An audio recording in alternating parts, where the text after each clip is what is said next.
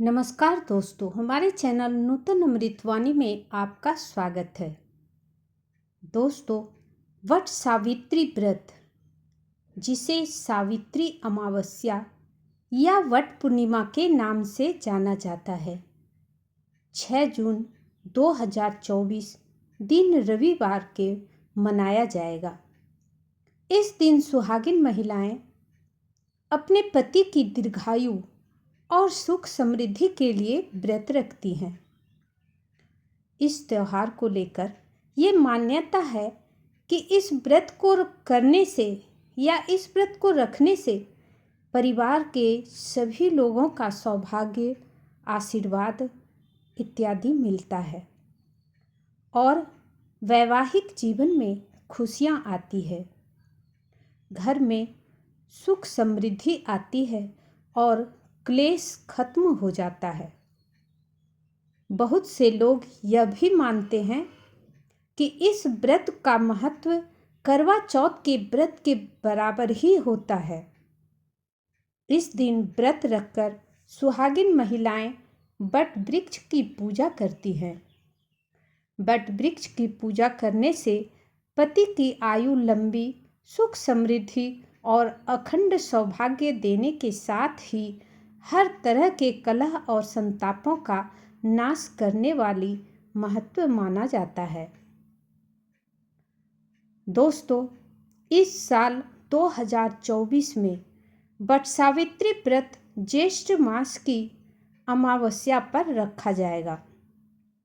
वैसे तो यह व्रत ज्येष्ठ मास में 2 बार आती है। एक बार अमावस्या के दिन मनाती है। कुछ जगहों पर कुछ महिलाएं इस व्रत को ज्येष्ठ अमावस्या के दिन मनाती हैं और कुछ जगहों पर और कुछ महिलाएं इस व्रत को पूर्णिमा के दिन मनाती हैं। दोनों ही दिन का महत्व एक समान है। दोनों ही दिन महिलाएं अपने पति की सौभाग्य, सुख समृद्धि, लंबी आयु के लिए यह व्रत रखती हैं। पंचांग के अनुसार अमावस्या तिथि की शुरुआत 5 जून की शाम को 5:54 पर हो रही है। इसका समापन 6 जून 2024 शाम 6:07 पर होगा। फिलहाल अमावस्या की ही वट सावित्री किया जाएगा और जो 6 जून को है। उदया तिथि को देखते हुए इस साल वट सावित्री व्रत 6 जून को रखा जाएगा। वहीं इस दिन पूजा के लिए शुभ मुहूर्त है प्रातः 11:52 से दोपहर 12:48 तक। तो चलिए मैं आपको वट सावित्री व्रत के पूजा की विधि बताती हूँ। वट सावित्री व्रत में सभी महिलाएं अलग अलग तरीका से वट सावित्री के उपवास और व्रत रखती है। जैसे कि कुछ महिलाएं त्रयोदशी के दिन उपवास करती हैं और चतुर्दशी के दिन अरवा खाती हैं और फिर अमावस्या के दिन पूजा करके व्रत का वट वृक्ष की पूजा करके, पति का पूजा करके व्रत का पारण अपने डलिये के प्रसाद के साथ ही करती हैं। लेकिन कुछ महिलाएं इस व्रत को इस प्रकार करती हैं, जैसे वह पहला दिन यानी कि चतुर्दशी के दिन अरवा खाती हैं और फिर अमावस्या के दिन भी पूरे दिन अरवा खाती हैं, व्रत कर लेती हैं, पूजा पाठ करती हैं। उसके बाद उस दिन भी वह नमक नहीं खाती हैं। दूसरे दिन अमावस्या के दूसरे दिन व्रत का पारण करती हैं। कुछ महिलाएं जो कि नहीं उपवास कर पाती हैं और जो किसी भी दिन उपवास नहीं कर पाती हैं, तो वो महिलाएं जिस दिन पूजा होती है उस दिन जब तक पूजा नहीं होती है तब तक उपवास रखती हैं और उसके बाद वट वृक्ष की पूजा करके, पति की पूजा करके वह भोजन ग्रहण कर लेती हैं। अब मैं आपको बताती हूँ कि जो 2 दिन अरवा खाती हैं वह किस प्रकार करती हैं। वह 1 दिन पहले यानी कि अमावस्या से 1 दिन पहले चतुर्दशी के दिन सुबह स्नान करके पूजा पाठ विधिवत भगवान विष्णु की पूजा कर लेती हैं और सभी देवताओं को पूजा करके सूर्य देव को जल अर्पित करके उसके बाद 1 लोटा जल भगवान के समक्ष ढक कर रख देती हैं। उसी जल से दूसरे दिन व्रत का सभी विधि विधान किया जाता है। वट वृक्ष में भी उसी जल से पूजा किया जाता है। ब्रह्मा विष्णु महेश सभी देवताओं को उसी जल से पूजा किया जाता है। फिर उसी दिन यानी चतुर्दशी के दिन जब स्नान करके उस समय तक भोजन नहीं की रहती हैं और स्नान करने के बाद वह थोड़ा सा चना फूलने उसी दिन दे देती हैं। उसके बाद जो भी पकवान घर में बनाना हो वह पकवान उस दिन बना लेती हैं। उसके बाद उस दिन अरवा ही खाती हैं। फिर दूसरे दिन अमावस्या के दिन सुबह ब्रह्म मुहूर्त में उठकर स्नान इत्यादि कर लेती हैं। स्वच्छ वस्त्र धारण करती हैं और शुभ मुहूर्त के जब आता है उस समय महिलाएं अपने 16 श्रृंगार कर लेती हैं और उसके बाद एक बांस का डलिया लेती हैं, क्योंकि बांस का इस पर्व में बांस का बहुत महत्व होता है। बांस से वंश बढ़ता है और मान्यता है कि इसी बांस के पेड़ को काटते काटते जब वह सत्यवान थक गया था तब वह उसी वृक्ष के नीचे लेट गया था, इसलिए मान्यता है। और इसी बांस के जो पत्ता होता है उसी से वह उसको हवा झेलती थी, इसीलिए मान्यता है कि बांस से बने पंखे से जो है पति को और वट वृक्ष को पंखा देती हैं, हवा देती हैं। इसलिए बांस का बहुत ही महत्व होता है। ज़्यादातर महिलाएं बांस की डलिया, बांस का बीना बना खरीद कर उसी से पूजा करती हैं। जब डलिया ले लेती हैं, डलिया में एक पान, सुपारी, भींगा हुआ जो चना है वो, अक्षत और जितना फूल, जितना पकवान बनाया है वो पकवान। और उसमें देखिए पकवान में क्या होता है कि जो खबौनी होता है, पकवान जो बनाते हैं उसमें कोई गोल गोल बनाया जाता है, बड़ का फल बनाया जाता है, क्योंकि अगर बड़ का फल नहीं मिले तो उसी फल से पूजा किया जाता है। अब क्या करें, फल को डलिया में जितना मौसमी फल है जो आप ले सकते हैं वो फल आप ले लीजिए। उसके बाद डलिया में एक श्रीफल को धोकर उसमें अर्पणा और सिंदूर लगाकर ले लिया जाता है।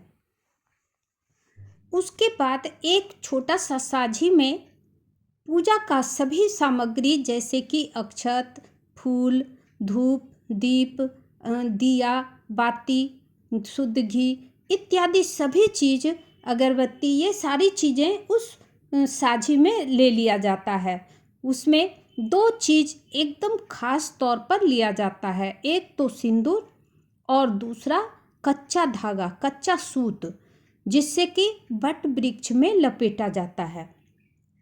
फिर सभी सामग्री को उसमें ले करके और जो 1 लोटा जल 1 दिन पहले भगवान के समक्ष रखा जाता है उस जल को भी ले लिया जाता है। और फिर बीना और डलिया, जिसमें कि पहले ही धोकर सिंदूर किया हुआ बीना रहता है, उसको आप बीना को भी साथ में लेना है। उसके बाद सारे सामान को लेकर सज धज कर सभी महिलाएं वट वृक्ष के नीचे पहुंचती हैं। वहां पर जाकर सबसे पहले जहाँ पर की पूजा करना हो उस स्थान को साफ कर लिया जाता है। साफ करने के बाद वहाँ पर सत्यवान और सावित्री की मूर्ति को स्थापित किया जाता है, क्योंकि वहाँ पर मान्यता है कि वट वृक्ष में तीनों देवताओं यानी ब्रह्मा विष्णु महेश तीनों देवताओं का निवास होता है और उसके बाद वहाँ पर 7 पत्ता जड़ के पास बर का 7 पत्ता बिछा दिया जाता है। फिर पूजा की सभी सामग्री को उस पत्ते पर लगाया जाता है और उसके बाद जो फल, अगर बड़ का फल मिल गया तो फल 7 फल रखता है और नहीं तो उसी जो पकवान में आप 7 फल बनाए उसको आपको रखना है। उसके बाद सभी देवताओं को वट वृक्ष में जल से एवं सभी पूजा की सामग्री से पूजा कर लीजिए विधि विधान से और उसके बाद जड़ में 5 टीका सिंदूर लगाना है। फिर जल से पूजा करने के बाद जब सभी पूजा हो जाए तो उसके बाद आपको बीना लेना है। बीना में थोड़ा सा जल दे करके और वट वृक्ष के जड़ के पास झेलना है, हुकना है। उसके बाद उसी तरह दाहिनी ओर से परिक्रमा करते हुए 7 बार हुकते, पंखा झेलते हुए 7 बार वट वृक्ष का परिक्रमा करना है।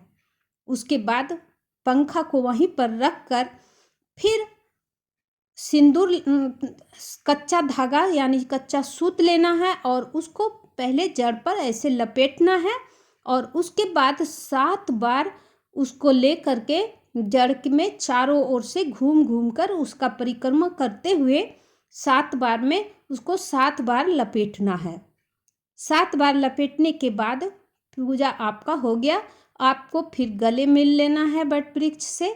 उसके बाद वहाँ पर खड़ी जितनी भी महिलाएं हैं, जितने को आप सिंदूर पहना सकती हैं, सबको सिंदूर पहना दीजिए। फिर पूजा की सभी सामग्री को डलिया में उठा लेना है। उठाने के बाद जो 7 बड़ का फल है या पकवान का 7 गोला जो बनाए हैं उसको पीछे की ओर फेंकना है और बोलना है बड़ला मरदा, बड़ला मरदा, बड़ला मरदा। इस तरह से 7 बार फेंकना है। उसके बाद आप डलिया को बांध लीजिए और जल को थोड़ा सा बचा करके लाना है। उसी जल से अपना पति का पूजा करना है, पैर धोना है, पखारना है और उसी जल को पंखे में डालकर पति को हवा करना है। तो फिर वहाँ से आप सभी सामग्री को उठा लीजिए। उसके बाद जो भी वहाँ पर बच्चे या और भी कोई है उसको प्रसाद आप वहाँ पर थोड़ा थोड़ा बांट दीजिए। उसके बाद वहाँ से आप लेकर के घर आइए। घर आने के बाद आप अपने पति का चरण पखारिए। उसके बाद पति को टीका लगाइए और डलिया का प्रसाद उनको देकर, जनेऊ देकर उनको और डलिया का प्रसाद सभी कुछ उनको दे दीजिए। उसके बाद उनका टीका लगा के पंखा को झेलिए। आपका व्रत संपन्न हो गया। उसके बाद उस दिन अरवा खाया जाता है। अगर आप नहीं रह सकते हैं तो आप उस दिन से ही नमक खा सकते हैं और अगर आप रह सकते हैं तो उस दिन अरवा खाइए। जैसा कि विधान में आपके परिवार में जिस प्रकार से करते आ रहा है उसी तरह से करना है, या नहीं तो जो शुरू कीजिएगा, जिस तरह से पहली बार शुरू कीजिएगा उसी तरह से हर बार आपको करना है। यानी कि अगर पहली बार आप 2 दिन अरवा खाती हैं तो आपको 2 दिन अरवा सभी दिन खाना है और अगर 1 दिन खाती हैं तो 1 दिन खाना है और अगर 3 दिन का रखना चाहती हैं तो आप 3 दिन इस व्रत को कर सकते हैं। जय माँ सावित्री।